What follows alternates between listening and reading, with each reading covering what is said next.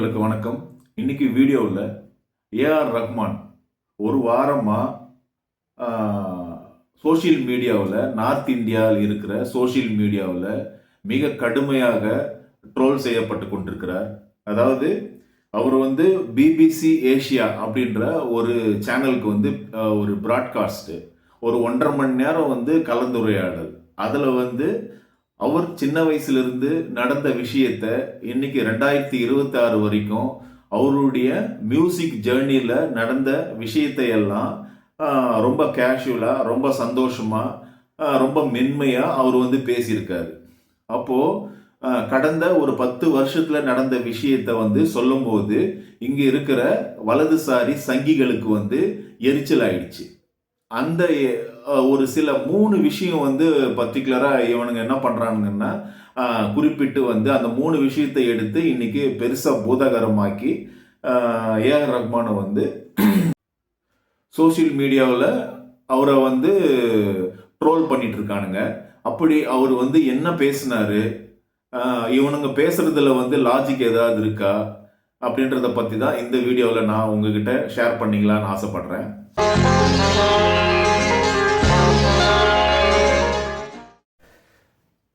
இந்த விஷயத்துக்கு உள்ள போறதுக்கு முன்னாடி ஏஆர் ரஹ்மானை பத்தி ஒரு சுருக்கமா தெரிஞ்சுக்கலாம். ஏஆர் ரஹ்மான் ஒரு இந்து குடும்பத்துல பிறந்தவர். அவங்களுடைய அப்பா KR சேகர் அப்படின்னு சொல்லி அவர் மலையாளத்துல ஒரு 100க்கு மேற்பட்ட பாடல்களுக்கு மியூசிக் பண்ணியிருக்கிறாரு.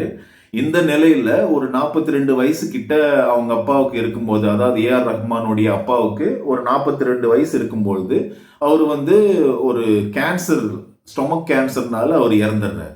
அப்போது கொஞ்சம் மிடில் கிளாஸ் ஃபேமிலியாக இருந்தாலும் ஏஆர் ரஹ்மான் ஒரு கனவு, மியூசிக் டைரக்டர் ஆகணும் அப்படின்னு சொல்லி, அவங்க அப்பா மாதிரியே ஒரு சிறந்த மியூசிக் டைரக்டர் ஆகணும்னு சொல்லி.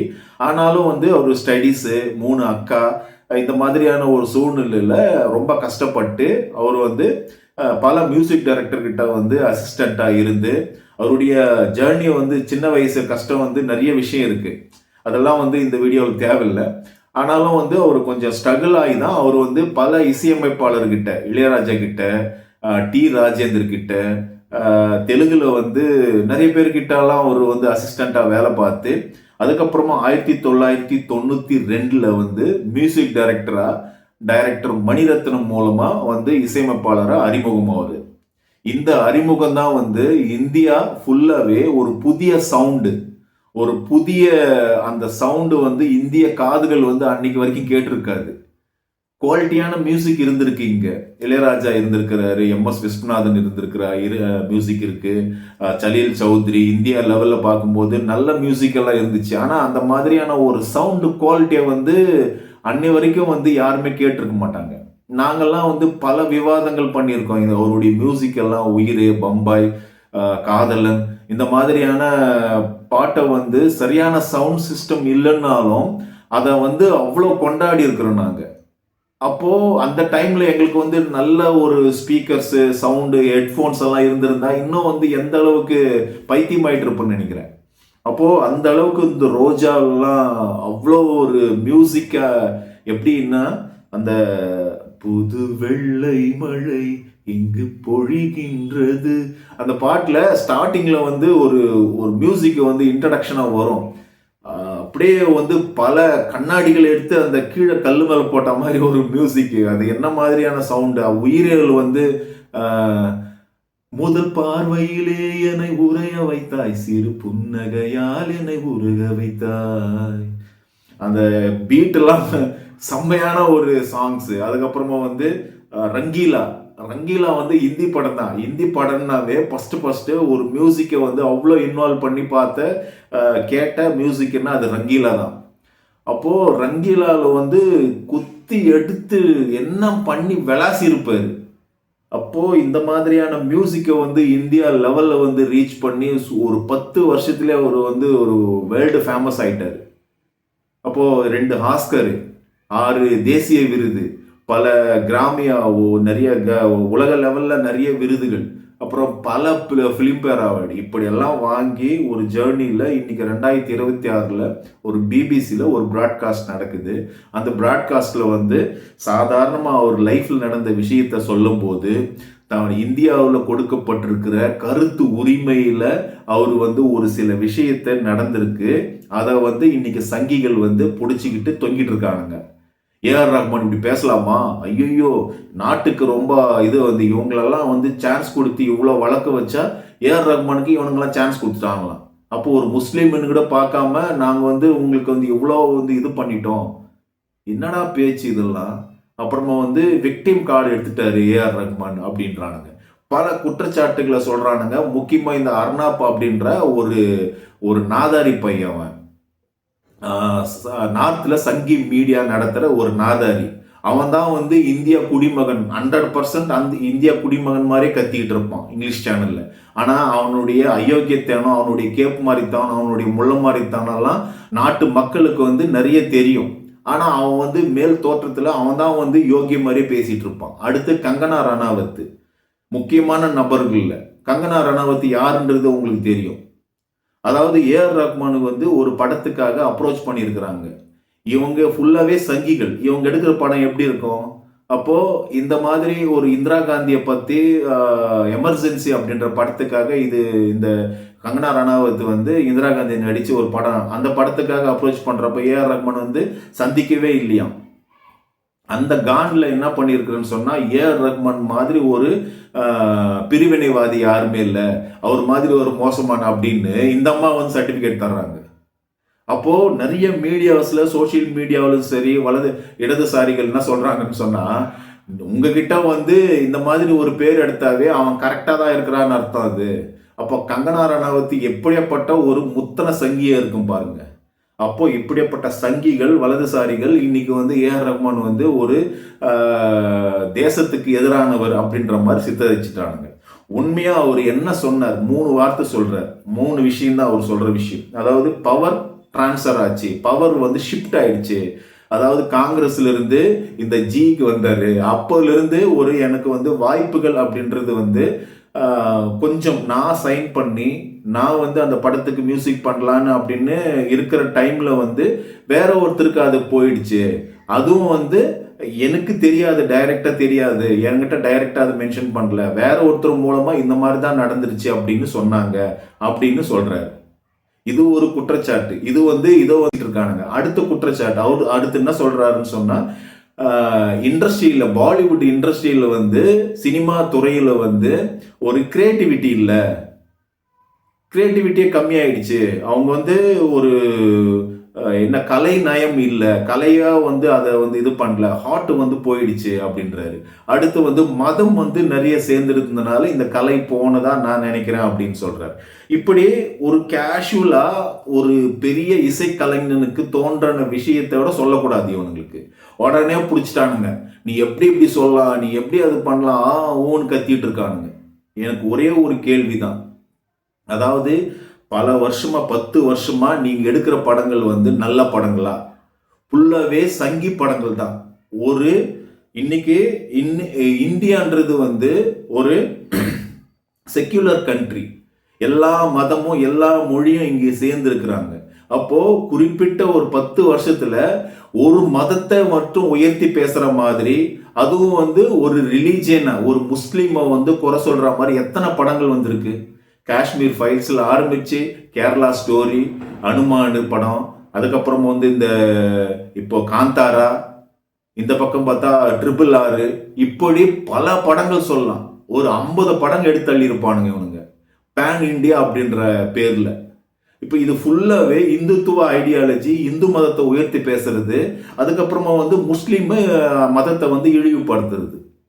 அப்போ இதுதான் வேலையாவே இருக்கிறானுங்க. அப்போ எங்க இதுல கலை இருக்கும்? ஒரு அஜெண்டா செட் பண்ணி ஒரு படம் எடுக்கும்போது அது இப்படிதான் இருக்கும். இன்னைக்கு கூட இங்க திரௌபதி 2ன்னு ஒருத்தர் எடுத்து வந்து கதறிட்டு இருக்காரு. அவர் வந்து என்னடா நாட்டில் என்ன நடக்குது, அதெல்லாம் கலெக்ஷனே ஆகல, எமர்ஜென்சி கூட கலெக்ஷனே ஆகல, அப்போ பத்மாவதியும் கலெக்ஷன் ஆகல. இப்போ சாகோன்ற படம் வந்து கொஞ்சம் வீர சிவாஜியை பத்தி எடுத்ததுனால அதையும் வந்து ஏஆர் ரஹ்மான் குறை சொல்லியிருக்காரு. அதுலயும் பிரிவன் இருக்கு. ஆனாலும் வந்து அதுல இருக்கிற வீரத்தை நான் இது பண்ணி நான் அதில் சைன் பண்ணி நான் படம் பண்ணேன் அப்படின்னு. அதில் வந்து மியூசிக் பேக்ரவுண்டும் சரி, பாட்டும் சரி நல்லா இருக்கு. நான் ரீசெண்டாக அதை கேட்டேன் இந்த வீடியோவுக்காக. இப்படி இந்த திரௌபதி 2 வந்து இன்னைக்கு வந்து அடி வாங்கி இன்னைக்கு வந்து சோசியல் மீடியாவில் கதறிட்டு இருக்காரு இவர். இந்த மாதிரி நிலைமையில நீங்க வந்து ஏஆர் ரஹ்மானை குறை சொல்றதுல எந்த விதத்திலையும் உங்களுக்கு தகுதி கிடையாது, ஒரு நேர்மையும் கிடையாது உங்ககிட்ட. அப்ப நான் என்ன சொல்றேன்னா ஒரே ஒரு விஷயம்தான், இந்த மாதிரி பல விருதுகளை வாங்கி இந்தியாவுக்கு பெருமை சேர்த்த ஒரு ஏஆர் ரஹ்மான் இப்படி வாய்ப்பு வந்து வராத போச்சு, இந்த மாதிரி வந்த வாய்ப்பை வந்து வேறொருக்கு வந்து திசை மாத்தி விட்டாங்க அப்படின்னு சொல்றாருல்ல, அது எந்த அளவுக்கு உண்மைத்தன்மை இருக்கு அப்படின்னு ரிசர்ச் இது பண்ணுங்க, ஆய்வு பண்ணுங்க. அப்போ அது வந்து ஒரு செக் பண்ணுங்க யார் யார் என்ன பண்ணாங்க அப்படின்னு. அந்த கடமை உங்களுக்கு இல்லையா? அப்போ இந்தியா இசையில அவர் வந்து ஒரு இசை மூலமா ஒரு வைப் பண்ணிருக்கிறாரு, ஒரு மோட்டிவேஷன் பண்ணியிருக்கிறாரு, ஒரு கூஸ் பம்பை உருவாக்கி இருக்கிறாரு, ஒரு பல உணர்வுகளை தூண்டி இருக்கிறார்கள் இந்தியாவுக்கு. இதெல்லாம் அனுபவிச்ச நீங்க அவர் ஒரு குற்றச்சாட்டு சொல்றாருன்னா அது உண்மைத்தன்மையை வந்து நீங்க ஆராயணுமா வேண்டாமா? ஆராய மாட்டீங்க. ஒருத்த வந்து குற்றம் சொல்லக்கூடாது. குற்றம் சொல்றவங்க வந்து ஒரு இஸ்லாமியர் இருந்தாக்கா முடிஞ்சிச்சு கதை. நீ வந்து தேச துரோகி, நீ வந்து இஸ்லாமிய தீவிரவாதி, நீ பாகிஸ்தானுக்கு போ, பங்களாதேஷுக்கு போ அப்படின்றானுங்க. இதுதான் இங்க நடந்துட்டு இருக்கு. அதாவது இன்னொரு இது வேற சொல்றானுங்க, இங்க இருக்கிற வந்து அமீர் கான், அதுக்கப்புறமா வந்து ஷாருக் கான், இப்படிப்பட்ட பல கான்களை வந்து நாங்க வந்து கொண்டாடினோம், முஸ்லீம் அப்படின்னு நான் பார்க்கல அப்படின்றானுங்க. இது வந்து ஒரு பிஸ்னஸ்.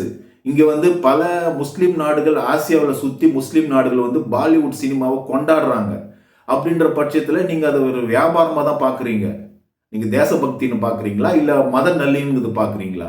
இன்னைக்கு ஏஆர் ரஹ்மான், ஷாருக் கானுடைய பையன் மேலே வந்து ஒரு போலியோ வந்து ஒரு போதைப் பொருள் வழக்க போட்டு அவங்கள அசிங்கப்படுத்தினீங்க. அப்புறம் வந்து அமீர் கானுடைய ஒய்ஃப் வந்து நீங்க பண்ற டார்ச்சர்னால நான் இந்தியா விட்ட போறேன் அப்படின்னு ஒரு ஸ்டேட்மெண்ட் இதுக்கு முன்னாடி கொடுத்தாங்க. வாழ்றதுக்கே கஷ்டமா இருக்கு, இங்க பல நெருக்கடிகள் தராங்க அப்படின்னு. நியாயமே எடுத்துங்க. சாதாரண ஒரு மிடில் கிளாஸ் ஃபேமிலிக்கு வந்து முஸ்லீம் ஃபேமிலிக்கு இன்னைக்கு நார்த்தில் வந்து ஒரு வீடு கிடைக்குமா? நீங்க சவுத்துலயும் சரி, இந்தியா ஃபுல்லு இதே நிலைமை தான். கேரளா, தமிழ்நாடு இந்த மாதிரியான ஒரு இடத்துல தவிர இப்படிப்பட்ட நிலைமையில வந்து ஏஆர் ரஹ்மானை இன்னைக்கு வந்து கார்னர் பண்ணியிருக்கிறானுங்க. ஏஆர் ரஹ்மான் வந்து அதுக்கு வந்து ஒரு விளக்க வீடியோ வேற போட்டிருக்காரு. விளக்க வீடியோன்னா நான் வந்து இந்தியாவை நேசிக்கிறேன், எனக்கு வந்து இந்தியா மக்கள் மேல எல்லாரும் மேல காதல் அப்படின்னு சொல்லியிருக்கிறாரு. அது வந்து நிஜம். அவரை வந்து எக்ஸ்பிரஸ் பண்ண வேண்டிய அவசியமே இல்லை. அவர் யாருன்றது நல்ல மக்களுக்கு தெரியும். சங்கிகள் வந்து புரிஞ்சு கொள்ள அவசியமே இல்லை. சங்கிகள் திருந்த மாட்டார்கள். மோடி இருக்கிற வரைக்கும் இந்த நாடு வந்து குட்டிச்சவறு தான். குஜராத்தில் ஒரு 26 கோடி செலவு பண்ணி ஒரு வாட்டர் டேங்க் கட்டியிருக்கிறானுங்க. கட்டி பயன்படுத்தவே இல்லை, அதுக்குள்ள கீழே விழுந்து உடஞ்சிருக்கு. 3 வருஷம் 3 முறை வந்து அங்கே மோடி தான் வந்து முதலமைச்சர் இருந்திருக்கிறாரு. இப்போ வந்து 3வது முறையாக இங்கே பிரதமராக இருக்கிறாரு. இந்த லட்சணம் டபுள் இன்ஜின் சர்க்கார் வேற. எல்லா ஸ்டேட்ல டபுள் இன்ஜின் சர்க்கார் வேணுமா? தமிழ்நாட்டில் தான், இங்கே தமிழ்நாட்டில் இப்போ 2 நாளைக்கு முன்னாடி வந்து இதே ஸ்டேட்மெண்ட்டை சொல்லிட்டு போனார். உங்கள் லட்சணம் டபுள் இன்ஜின் சர்க்கார் லட்சணம் அங்கே தெரியுது. 26 கோடியில் எந்த அளவுக்கு ஊழல் பண்ணியிருந்தா அங்கே உழுது. அது 6 கோடி கூட செலவு பண்ணிட மாட்டானுங்க இந்த சங்கி பசங்க. நல்ல மக்கள் புரிஞ்சுக்கணும், ஏஆர் ரஹ்மான் பக்கம் நிற்கணும் நம்ம.